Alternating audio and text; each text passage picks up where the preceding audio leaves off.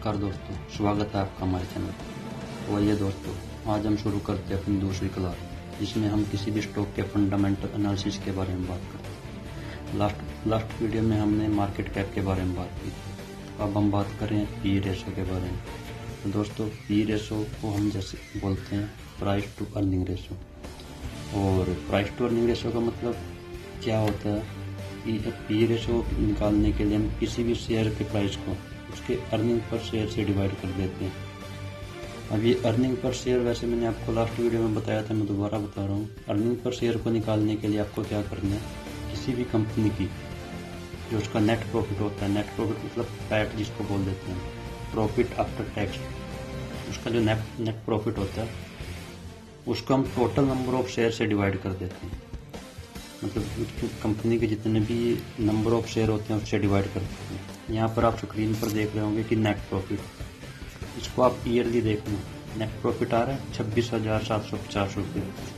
और इसको आप क्या करोगे, कंपनी के अब जो टोटल नंबर ऑफ शेयर जो इस टाइम कंपनी के चल रहे हैं उससे इसको डिवाइड करते हो, तो आपका वहाँ पे EPS आ जाएगा, मतलब अर्निंग पर शेयर।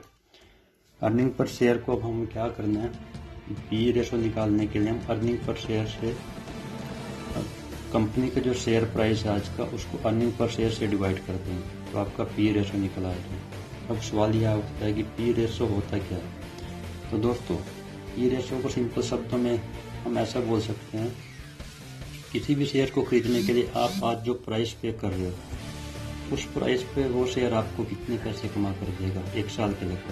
अगर सिंपल शब्दों में हम एक बात और बोल सकते हैं कि आप उस शेयर को उसकी कमाई से कितने गुना पर खरीद रहे हो, ठीक है, तो आज कंपेयर टू मार्केट प्राइस। और पी का एक और होता है, पी डेली के हिसाब से कम या ज़्यादा होता रहता है, क्योंकि ये शेयर प्राइस से कनेक्टेड होता है।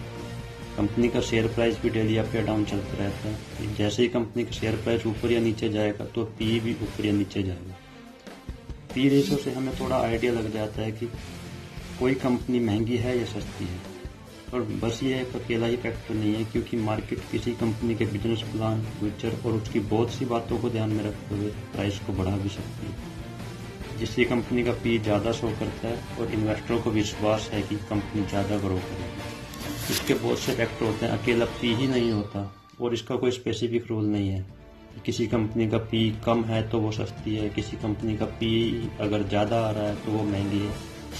तो अब यहाँ सवाल ये आता है, तो हमें मतलब पी देखते टाइम हमें क्या क्या बातें ध्यान में रखनी चाहिए, इसके कुछ पैरामीटर जो है वो क्या है। तो सबसे पहले जब भी आप किसी शेयर का पी चेक कर रहे हो किसी भी कंपनी का, तो उसके जो मार्केट में जो उसके पीयर होते हैं, कंपटीटर होते हैं, उनके साथ उसको उस पी को आप कंपेयर कर लें।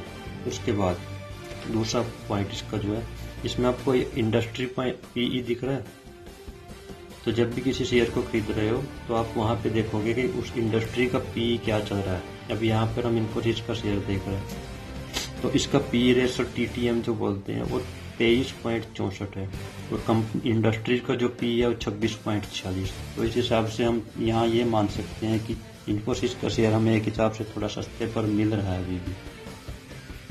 और उसके बाद अब पी पे एक आप यहाँ देख रहे हो, पी पे लिखा हुआ TTM। पी के भी दो टाइप होते हैं, एक तो PE TTM और एक होता है फॉरवर्ड PE।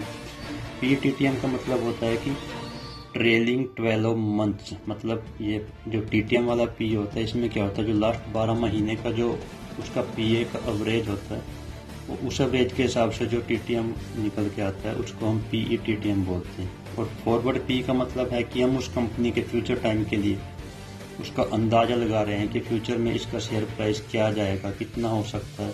तो उस हिसाब से उसका एक एस्टिमेट लगता है कि उसको प्रिडिक्ट करते हैं हम कि फॉरवर्ड में इसका क्या जा सकता है फ्यूचर में इसका शेयर प्राइस। तो उस हिसाब से जो एस्टिमेट लगाते हैं उसको हम फॉरवर्ड पी बोलते हैं। तो इसके बाद एक क्वेश्चन ये आता है, तो फिर मतलब कंपनी का हम चेक कैसे करेंगे, कंपनी का पी कितना है, वो सस्ती है या महंगी है। तो उसके भी कुछ पैरामीटर्स हैं। अगर कोई कंपनी का पी 0 से लेके 15 के बीच में है तो हम ये मानेंगे कि वो अंडर वैल्यू है, मतलब वो हमें चीप मिल रही है। और अगर किसी कंपनी का पी 15 से लेकर 25 के बीच में है तो हम मांगेंगे कि हाँ कंपनी अपने फेयर प्राइस पे है। और जब किसी कंपनी का भी 25 से लेकर 50 तक जाता है तो समझ जाना कि वो थोड़ा रिस्की है। रिस्की का मतलब हम ये नहीं बोल सकते कि रिस्की है। कई बार क्या होता है कि जो इन्वेस्टर्स होते हैं, मार्केट होती है, वो किसी कंपनी की हाई ग्रोथ को देखते हुए, उसके फ्यूचर को प्रिडिक्ट करते हुए उसको पीई ज़्यादा देती है, मतलब उसका रेट को बढ़ा के रखती है। लोग खरीद रहे हैं, इन्वेस्टर को विश्वास है कि ये कंपनी अच्छा ग्रोथ करेगी। और इसके बाद एक और बात मैं आपको बताना चाहता हूँ, जब भी आप अगर कहीं इन्वेस्ट करने जा रहे हो, जब देखते हैं तो हमें क्या करना है कि जो मार्केट का पी होता है उसको भी चेक कर सकते हैं। जैसे अपनी निफ्टी 50 हो गई या सेंसेक्स हो गया, इन दोनों का पी भी हम चेक करते हैं। इन दोनों का पी चेक करने के लिए हमें क्या करना होगा, सिंपल सा है, गूगल में जाइए आप और वहाँ पे सीधा सर्च कीजिए कि एनएससी या सेंसेक्स पीई रेशो टुडे, तो वहाँ पे कई साइट आ जाएंगी। यहाँ पर एक साइट आ रही है स्क्रीनर की, मैंने ऑलरेडी ओपन करके रखी हुई है। तो यहाँ पे देखना भी मार्केट का पी दिखा रहा है 22.5। तो इसका क्या मतलब हुआ, मार्केट के पी की भी एक रेंज होती है। अगर अपनी मार्केट का पी 18 से 22 के बीच में ट्रेल कर रहा है तो इसका मतलब है कि वो बिल्कुल सही रेंज में जा रहा है। और अगर मार्केट का पीई, एनएससी या सेंसेक्स का पीई जो हुआ वो 18 से नीचे होगा तो हम ये समझ जाएंगे कि एनएससी या सेंसेक्स में जो भी कंपनीज हैं इस टाइम वो सस्ते रेट पर है, सस्ते रेट पर मिल रही हैं। और अगर 22 से ऊपर किया जा रहा है मार्केट का तो हम समझ लें कि मार्केट इस टाइम ओवर वैल्यू है। एनएससी और बीएससी में जो कंपनी इंक्लूड होती हैं उन सब कंपनी हाई प्राइस पे मिल रही हैं। तो दोस्तों इसमें भी करेक्शन आती रहती है। हम ये हिस्टोरिकली ये देखा गया है कि जब भी मार्केट 18 से नीचे आई है तो कुछ टाइम के बाद उसमें करेक्शन आती है, अपने एवरेज प्राइस जोन में आ जाती है। तो जब भी आप स्टॉक को शेयर बाय कर रहे हो तो आप देखो कि अगर मार्केट 18 से नीचे है तो वहाँ पे एक अपॉर्चुनिटी मान सकते हैं अपने लिए, और वहाँ से आप शेयर बाय कर सकते हो, क्योंकि मार्केट में करेक्शन होना ही है। उसके बाद कई बार आप देखो कि मार्केट का पी 22 से ऊपर जा रहा है तो वहाँ पे मार्केट ओवर वैल्यू है। तो आप घबरा मत जाना कि ओवर वैल्यू चली रही है, चलती रहेगी, ये इतना पैसा क्यों आ रहा है। उसके बहुत से फैक्टर होते हैं, वो हम आगे डिटेल में डिस्कस करेंगे। और वहाँ से भी मार्केट में उसके बाद भी करेक्शन आना है।